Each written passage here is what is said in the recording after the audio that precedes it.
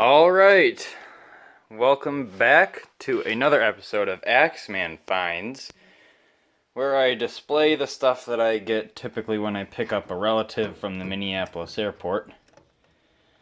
Let's start off with the small stuff. Here we have a timer, a new old stock timer, most likely new old stock. It's got some wear, but it was in a big pile of these that have been jostled around for 50 years. It's like 18th week of 75. This is just a little 1-hour timer, but the thing that's special about it, I'm assuming this came from like an oven or something, an oven factory, is it uses like not a flip dial, but it's like one of those rolly things. And it does indeed work. It takes 120 volts. Don't ask me about how I got power to that, but I know it works.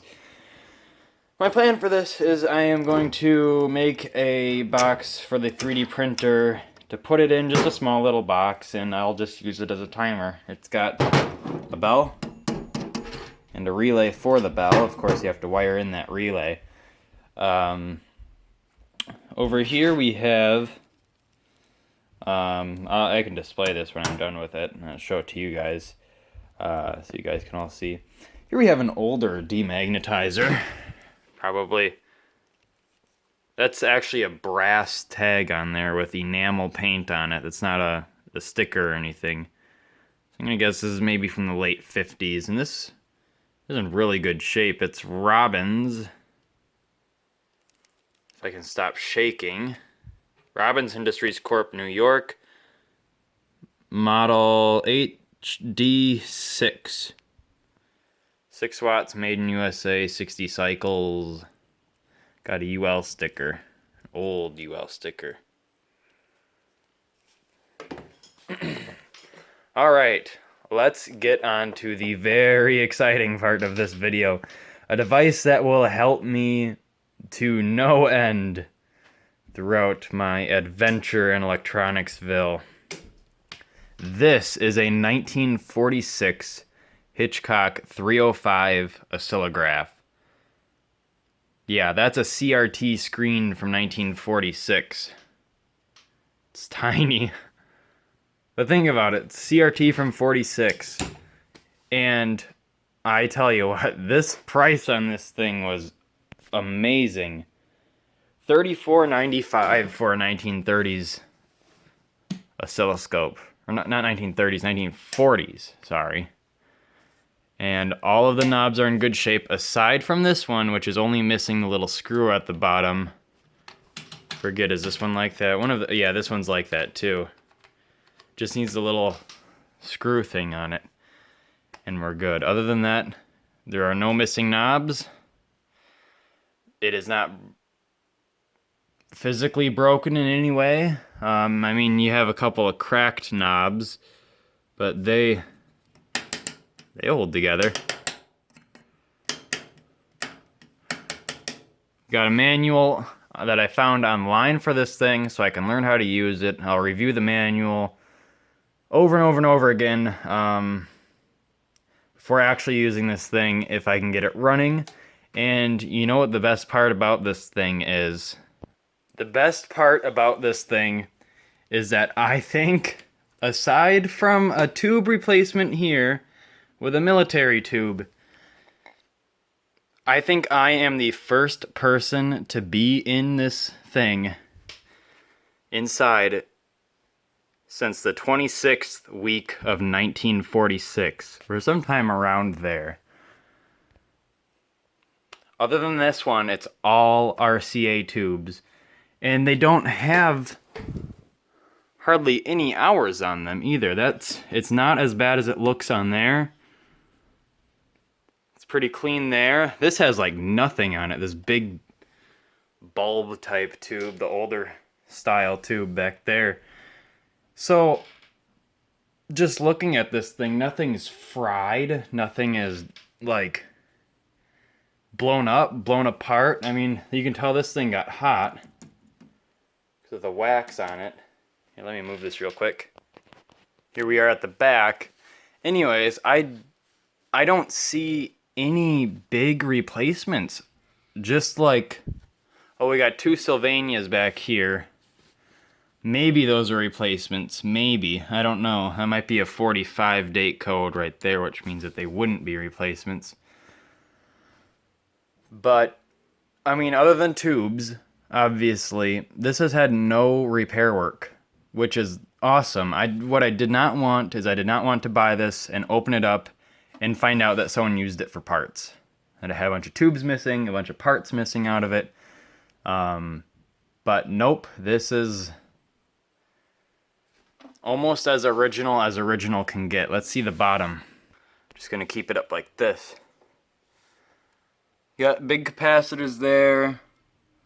Lots of just, you know, capacitors, the usual. But it doesn't even look like that hard of a repair job either. Like, not, I mean, this is probably just gonna need a simple recap to get to work right. And then I can go through the resistors and measure all of those. Some of the resistors even have their values just printed on them, so I don't even have to refer back to that green thing over there, which has all the codes for those and those bumble bomb capacitors and all that stuff. But I think this is just going to be a capacitor thing. I mean, that's the only thing I can see that would fail. Someone cut the cord on this, but that might have been some sort of store in the past. That needs to be tightened. I've already looked at the fuse in there, though. It's good. But anyways, good deal for 35 bucks. I mean, an oscilloscope, that is gonna help with electronics. Probably won't be like super up to date with a modern one. I'm sure a modern one could do more, but I mean, what am I gonna do with this thing? Align radios with it. That's probably what this was built for. Radios and some TV stuff, which basically is just a fancy radio because that's what TV is. But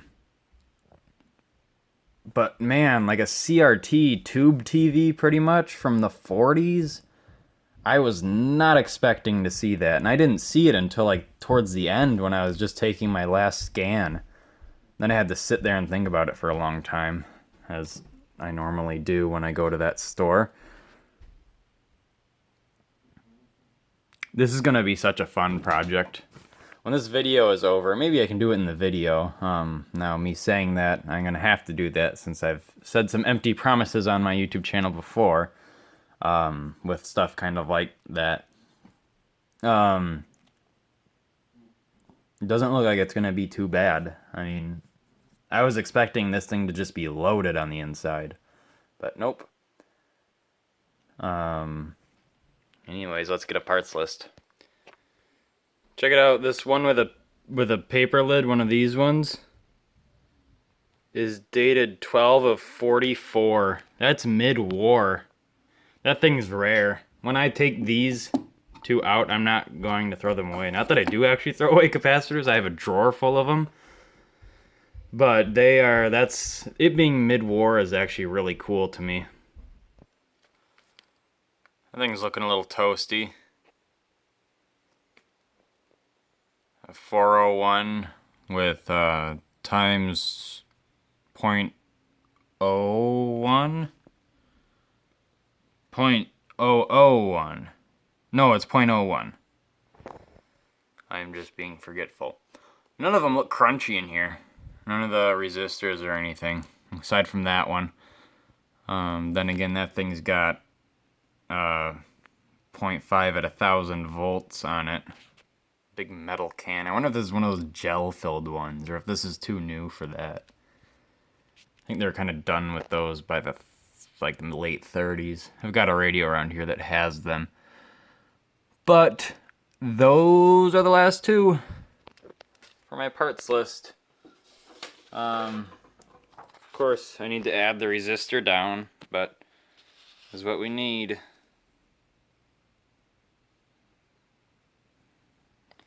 The tally marks by the doubles.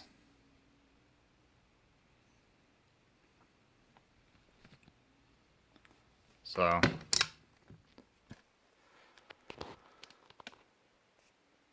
It looks very clean, very untampered, and that is exactly what you want. This was not someone's practice project. As servicemen, we've all been there. We get something and we just totally destroy it accidentally. Oops, sorry. I've got my fair share of that kind of stuff, and I'm sure that you do too. It's just a fact of doing this. You're gonna destroy something. That's why you get junky stuff. All of the stuff that I have accidentally destroyed has been newer than the late 60s. Luckily. And it's all been like AM radios. No TVs or anything. And again, I don't really work on TVs. Let me pause the camera so this is less sketchy. And screw that capacitor back into place. Alright, all back together now. With the timer and our old demagnetizer. Got a parts list. So, and with that, I guess it's time to punch in our parts list. Well, we'll work on this. Thanks for watching, and more to come later. Join me Discord server. Link in the description. Ooh, I sound famous saying that.